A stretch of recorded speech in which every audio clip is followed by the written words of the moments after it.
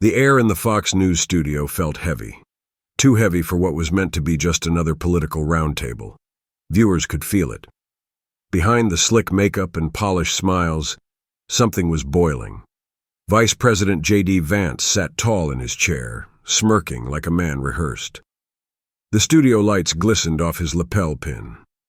Next to him, Elon Musk looked unusually quiet, a calm, unreadable expression that made people lean closer to their screens. The host, Dana, opened with a casual line. "Gentlemen, let's talk America's future, tech, freedom, and the next generation," Vance interrupted before she could finish. Elon Musk may know tech, but let's be real. He's out of touch with real Americans. Private jets and robot dreams don't feed families in Ohio. A few forced chuckles echoed. Elon blinked once, slowly. Vance leaned in. "You back progressive policies that hurt working people. Maybe stick to Mars and let us fix Earth." A low ooh rumbled across the room. The camera cut to Elon, still silent, still. He smiled faintly. "I'll answer that, but I need 5 minutes, and when I'm done, JD won't say another word." The room froze. You could hear a pin drop. JD Vance raised an eyebrow. 5 minutes? To do what? Pitch your next electric fantasy? But Elon didn't flinch. He leaned into the mic, calm, cold, calculated. "You say I don't understand working people. Let's talk about that." He held up a paper. "This is a record of your private funders. You took money from coal lobbyists pretending to support clean jobs. You lied to veterans about health care benefits, and you used their pain for campaign ads." Gasps echoed from the production crew. The host tried to speak. Elon held up his hand. "I'm not finished." He tapped a tablet on the desk. It lit up with video. A young mother in tears appeared on screen. "My husband died waiting for the VA to respond. Senator Vance said he'd help. He never called back." The panel was dead silent. JD looked rattled, fingers twitching. Elon turned toward him slowly.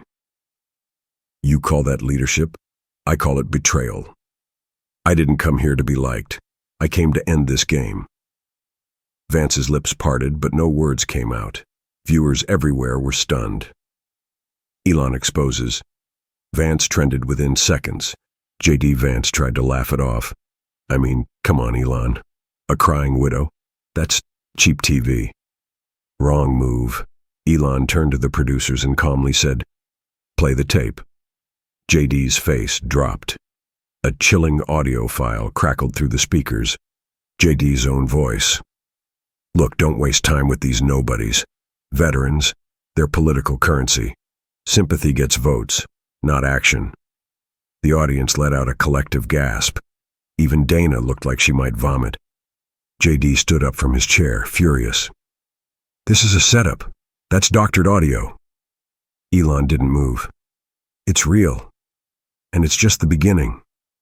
The camera zoomed in on Elon's face. "You've played God with people's lives, pretended to care. But you forgot something. Technology never forgets."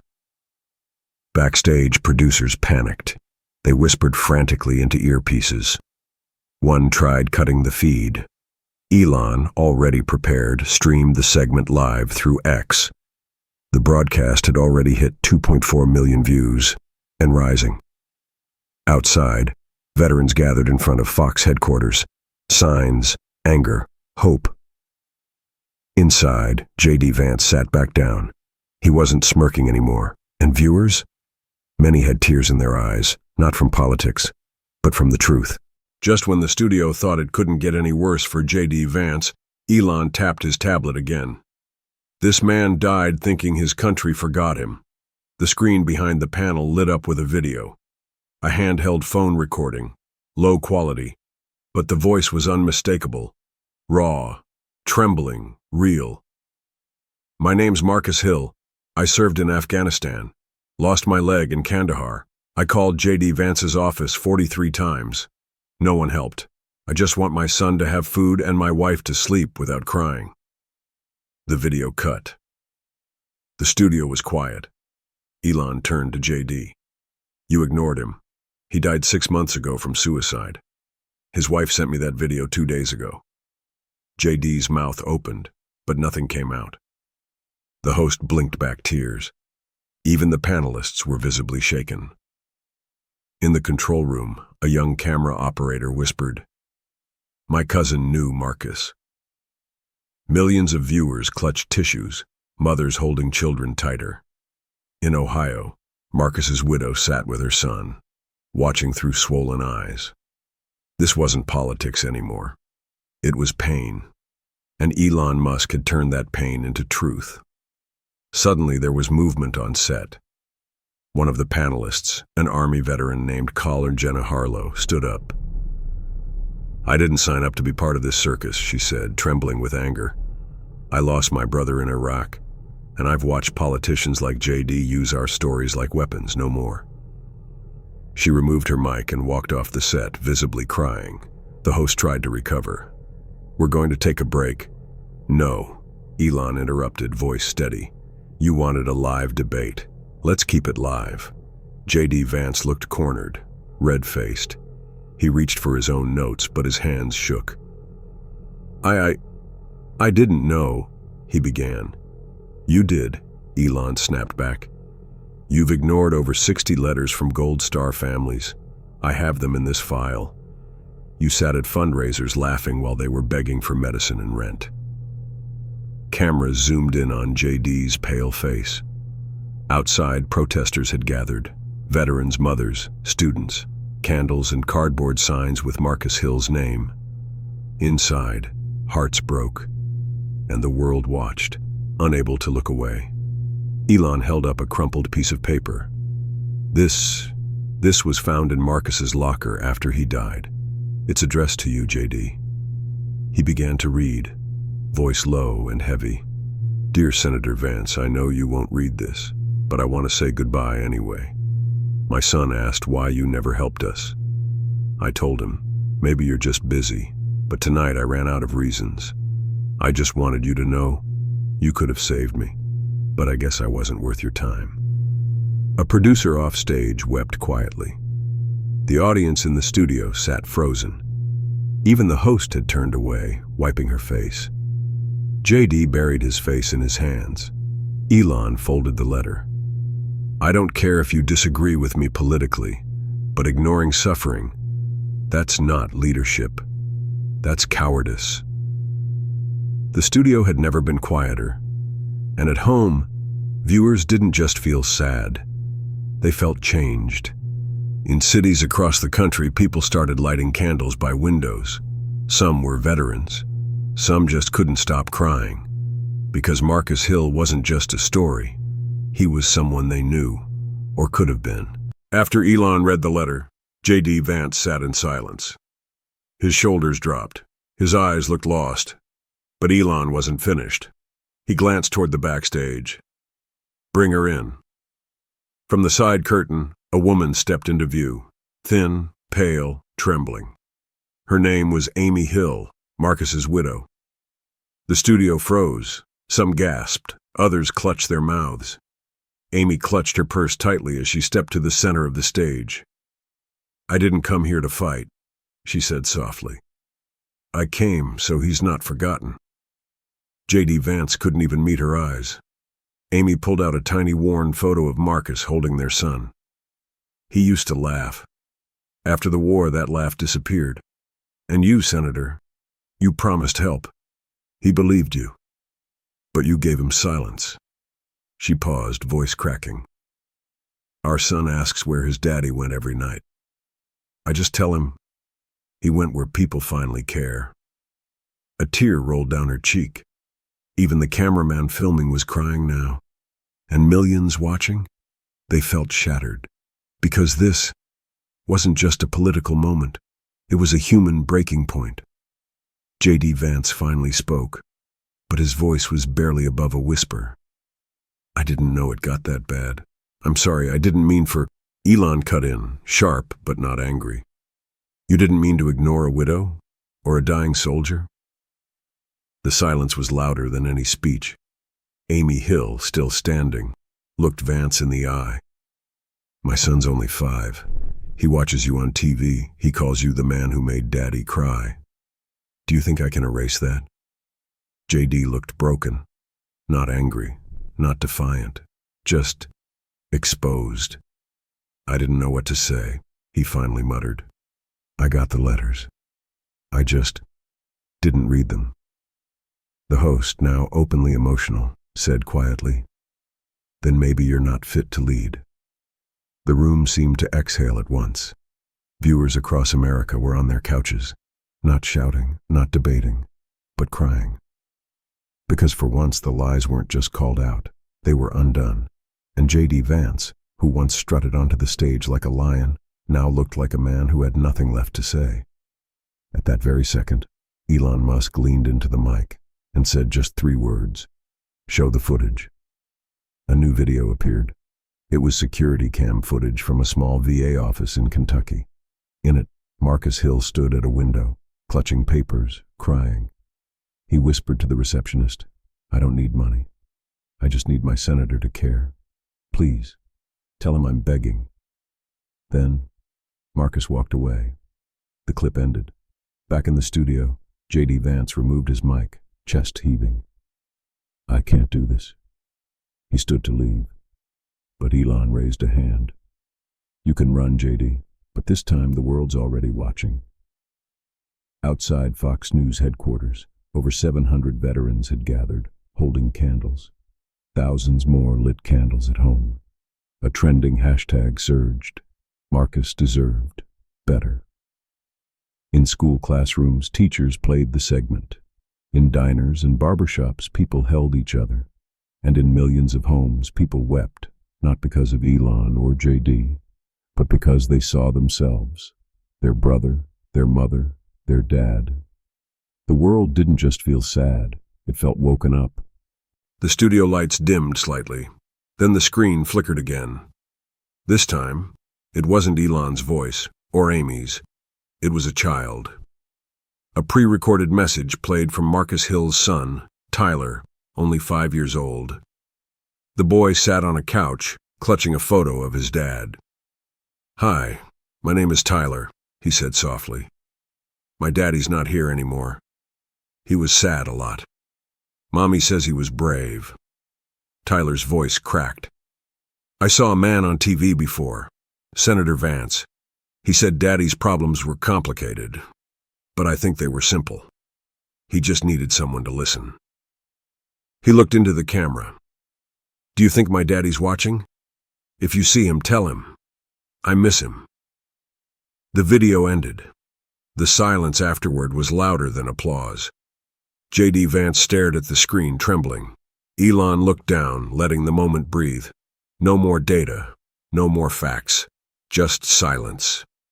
Then Elon whispered, "You ignored a child who thought his dad was a hero." The audience, those in the studio and those at home, had tears running down their faces, and hearts breaking at the thought. What if that was my child? Elon stood and pulled a sealed brown envelope from beneath the desk. "I didn't want to go this far," he said, "but I brought receipts, real ones." JD stiffened in his chair. "This is a confidential internal memo from one of your biggest donors, Western Liberty Holdings.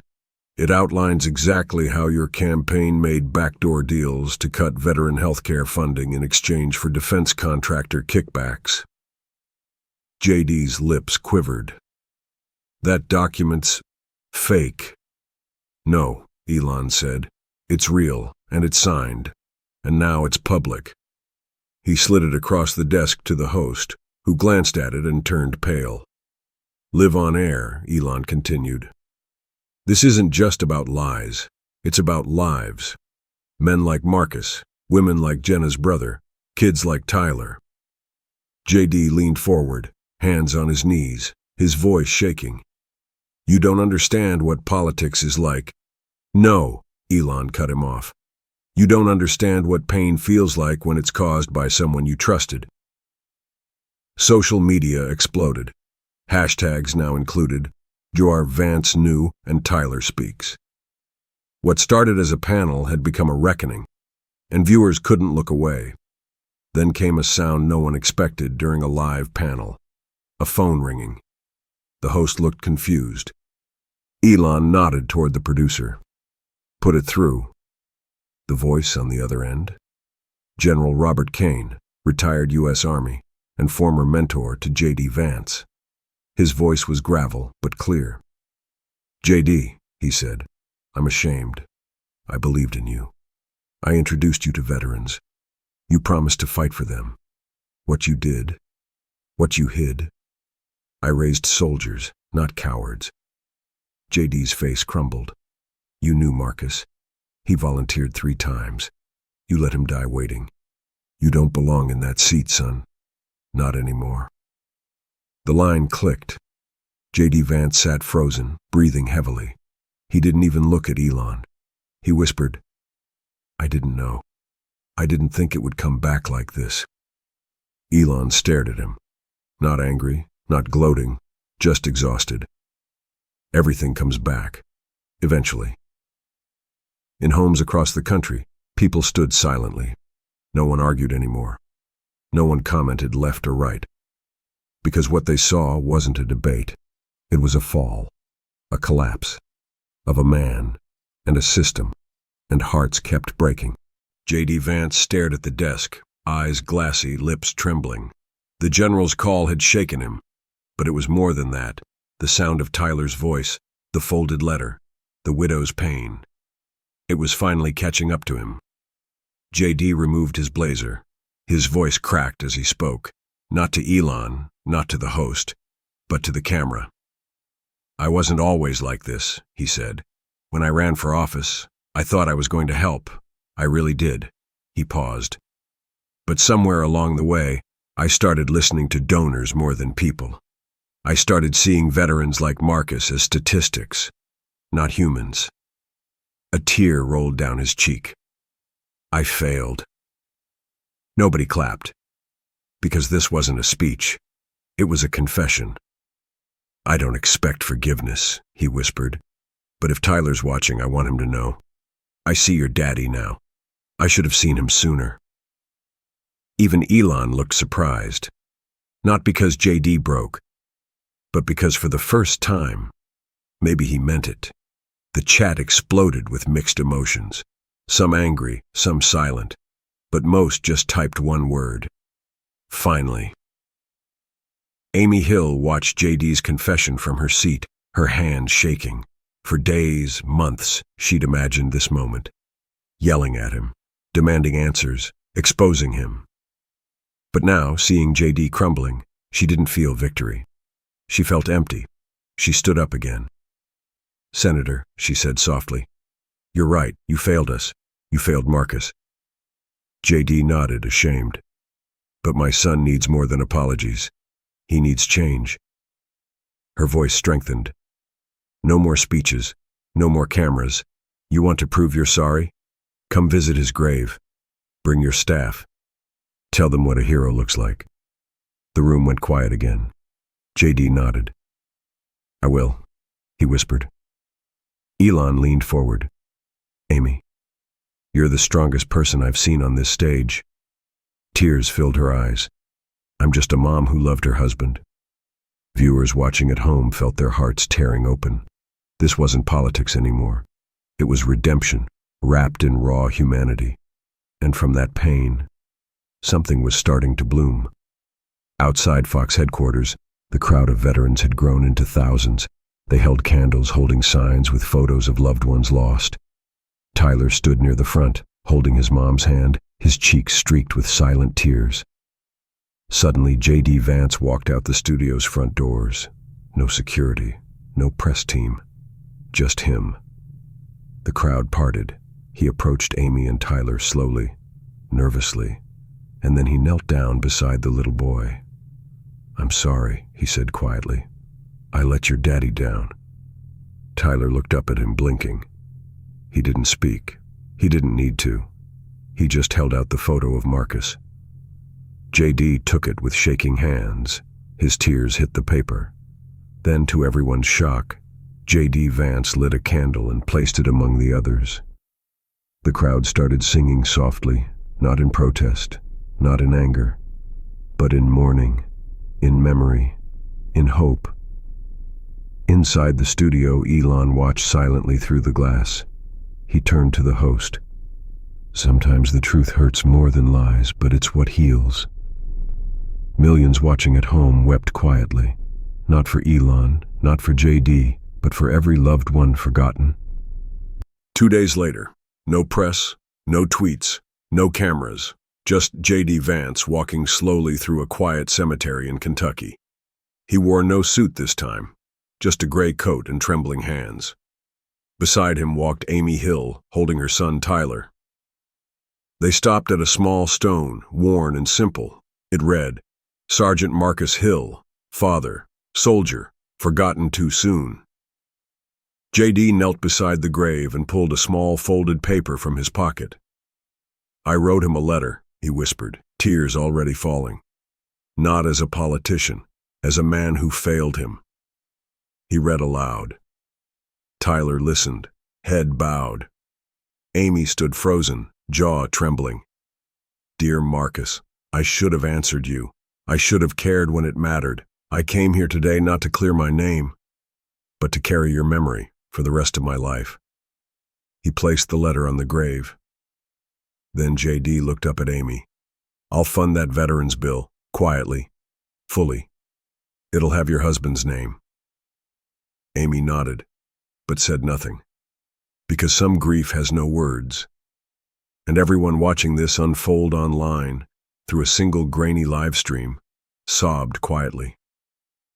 3 nights later, Elon Musk sat on a solo interview. The Fox panel footage had now reached 127 million views, but Elon wasn't celebrating. I didn't go there to fight, he said. I went to defend the truth, to speak for people who were being buried in silence. The host asked, what was the turning point? Elon didn't hesitate. Tyler. A pause. That child looked into the camera and asked if his daddy was watching. That broke me. He looked directly into the lens. To every viewer, if you have someone struggling, don't wait until they're gone to listen. We don't need more debates. We need more ears, more empathy, more courage to stand when it's uncomfortable. His voice dropped. And to Marcus, wherever you are, the world heard you. You weren't invisible, not anymore. Viewers everywhere wiped their eyes. Comments poured in. I haven't cried like this in years. That little boy's voice broke my soul. I lost my brother to silence. Thank you for this. The internet didn't just trend that night. It healed a little. The final scene. A huge banner hung over the National Mall. Marcus Hill Veteran Care Act, signed into law. Elon stood beside Amy, Tyler, and a small group of veterans. J.D. Vance was there too, quietly in the back, no cameras, just present. Tyler released a white balloon into the sky. For Daddy, he whispered. The crowd, thousands strong, stood silent as a single trumpet played taps. Elon turned to Amy. You changed the country. Amy shook her head. No, he did. And somewhere in the silence, it felt like Marcus was there, watching, smiling. The screen faded to black. If this story moved you, if you cried or felt something in your heart, don't scroll past. Subscribe, not just for stories, but for truth. Like, to honor the Marcus Hills of the world. And most importantly, leave a comment. Tell us who you remember. A name, a story, a voice. We'll make sure they're never forgotten.